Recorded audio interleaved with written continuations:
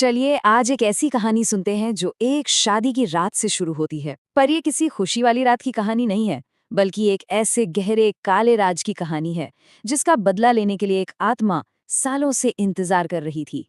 कहानी की शुरुआत ही इस डरावनी चेतावनी से होती है। सोचिए, दूल्हे की माँ अपनी नई बहू से ये शब्द कह रही हैं और यहीं से ये साफ हो जाता है कि ये कोई आम शादी नहीं है। इस गांव में शादी की रात जश्न नहीं बल्कि एक श्राप लेकर आती है। तो कहानी शुरू होती है समीर और उसकी नई नवेली दुल्हन प्रेरणा की शादी की रात से। जैसे ही वो गांव के दरवाजे पर पहुंचते हैं, उन्हें एक बड़ी अजीब सी रस्म पूरी करनी पड़ती है और यहीं से सब कुछ गड़बड़ होना शुरू हो जाता है। जरा सोचिए उस माहौल के बारे में। नई दुल्हन का स्वागत घर के अंदर नहीं बल्कि गांव की दहलीज पर एक रस्म से हो रहा है। गांव का हर एक घर दियों से जलाया गया है, मानो किसी बहुत बड़ी बुरी ताकत को दूर रखने की कोशिश हो रही हो। दूल्हे की माँ बताती है कि ये सब नई दुल्हन को एक बुरी आत्मा से बचाने के लिए किया जा रहा है, जो खास तौर पर नई दुल्हनों को ही अपना शिकार बनाती है। तो रस्म शुरू होती है। प्रेरणा के हाथ में आरती की थाली दी जाती है ताकि वो अपने पुरखों को याद करके उनसे सुरक्षा मांग सके। लेकिन ठीक उसी वक्त अंधेरे में छिपा कोई काले कपड़े पहने उन्हें देख रहा होता है, जिस पर किसी की नजर नहीं जाती। और जैसे ही वो शख्स पास का एक दिया बुझाता है, ठीक उसी पल प्रेरणा की आरती की थाली में जल रही लौ भी अपने आप बुझ जाती है। और ये एक बहुत बड़ा अपशगुन था।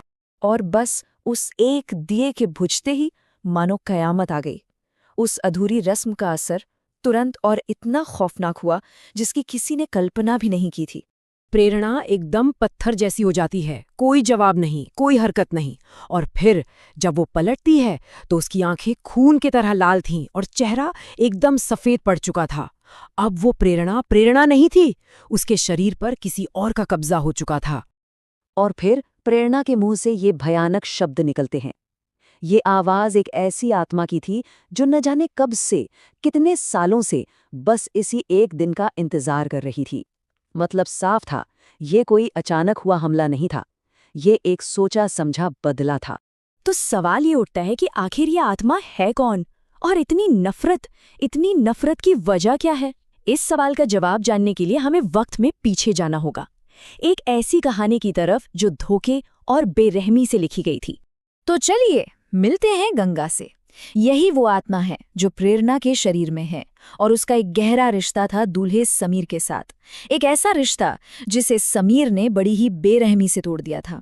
ये एक बातचीत उस पूरे धोखे की कहानी बता देती है। एक तरफ गंगा जो समीर को बताती है कि वो उसके बच्चे की माँ बनने वाली है। वो डरी हुई है कि अगर गांव वालों को पता चला तो उसकी माँ उसे जिंदा नहीं छोड़ेगी। और दूसरी तरफ समीर का जवाब सुनिए, कितना क्रूर है। वो उसे नौकरानी की बेटी कहकर जलील करता है, शादी से साफ मना कर देता है और तो और उसके बच्चे को किसी और का पाप बता देता है। जब गंगा को ये एहसास होता है कि उसके साथ कितना बड़ा धोखा हुआ है, तो वो समीर को धमकी देती है। वो कहती है कि अगर उसने शादी नहीं की तो वो उसे और उसके पूरे परिवार को गांव में बदनाम कर देगी। और शायद यही धमकी गंगा की सबसे बड़ी भूल साबित हुई। अपनी इज्जत बचाने के लिए समीर और उसके परिवार ने एक खौफनाक फैसला लिया। उन्होंने गंगा को हमेशा हमेशा के लिए चुप कराने का प्लान बनाया, एक ठंडे दिमाग से की गई हत्या की साजिश। उनका प्लान बहुत ही वहशी था। पहले तो समीर ने गंगा को शांत रखने के लिए झूठी शादी का नाटक किया। फिर उन्होंने इंतजार किया जब तक कि वो 8 महीने की गर्भवती नहीं हो गई। और एक दिन जब गंगा सीढ़ियों से नीचे आ रही थी, समीर की माँ आशा ने उसे पीछे से जोर का धक्का दे दिया। और सिर्फ इतना ही नहीं, ये पक्का करने के लिए कि वो मर जाए, पूरे परिवार ने मिलकर उसका सिर बार बार सीढ़ियों पर तब तक मारा जब तक उसकी सांसें नहीं रुक गईं। पर ये कहानी यहाँ खत्म नहीं हुई, क्योंकि अब इस कहानी में एक और किरदार की एंट्री होती है, गंगा की माँ रेखा। एक ऐसी माँ जो अपनी बेटी के लिए इंसाफ नहीं, बदला चाहती थी।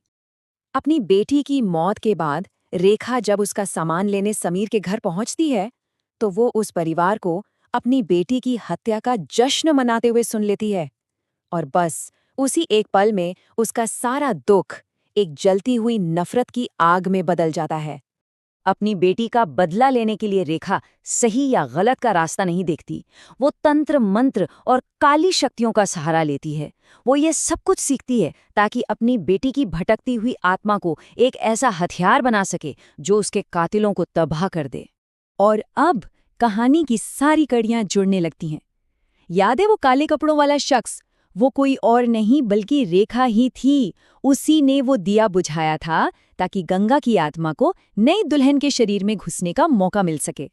और सिर्फ यही नहीं, उसने जानबूझकर समीर के भाई विनोद से टक्कर मारी ताकि मंदिर से लाए गए पवित्र सिंदूर को वो एक मामूली पाउडर से बदल सके। और इसी के साथ हम कहानी के आखिर में पहुंचते हैं। बदला लेने का वक्त आ चुका है। चलिए वापस आज की रात में चलते हैं, जहां गंगा की आत्मा अपने हत्यारों का हिसाब करने के लिए तैयार खड़ी है। रसोई में प्रेरणा, जिसके अंदर अब गंगा है, परिवार के लिए हलवा लेकर आती है। लेकिन जैसे ही समीर अपनी कटोरी में देखता है वो चीख पड़ता है। हलवे की जगह उसमें खून भरा होता है। ये उस भयानक अंत की बस एक शुरुआत थी। जैसे ही गंगा की आत्मा उन पर हमला करती है, विनोद अपनी आखिरी उम्मीद, वो सिंदूर उस पर फेंकता है। लेकिन उसका कोई असर नहीं होता। आत्मा सिर्फ जोर जोर से हंसती है। उनके बचने का हर दरवाजा अब बंद हो चुका था। और फिर आत्मा उन्हें सीधे सीधे उनके गुनाह की याद दिलाती है। वो अपना नाम लेती है, गंगा, और उन्हें सजा देने से ठीक पहले ये बताती है कि वो यहाँ क्यों आई है। उस परिवार के लिए अब कोई उम्मीद बाकी नहीं थी। लेकिन एक सवाल अब भी बाकी है। आखिर मंदिर से लाया गया वो पवित्र सिंदूर बेअसर कैसे हो गया? इस सवाल का जवाब ही इस कहानी का आखिरी और सबसे बड़ा राज है। जवाब बहुत सीधा और खौफनाक है, क्योंकि वो सिंदूर असली था ही नहीं। रेखा उसे पहले ही बदल चुकी थी। उस परिवार की किस्मत तो उसी दिन लिखी गई थी जिस दिन एक माँ ने अपनी बेटी का बदला लेने की कसम खाई थी। और ये कहानी हमें इसी एक सवाल के साथ छोड़ जाती है। जो कुछ भी हुआ, क्या वो इंसाफ था? क्योंकि कानून तो उन कातिलों तक पहुंच नहीं पाया। या ये सिर्फ एक माँ का अपनी बेटी के लिए लिया गया एक क्रूर बदला था? ये सवाल कहानी अपने पीछे छोड़ जाती है।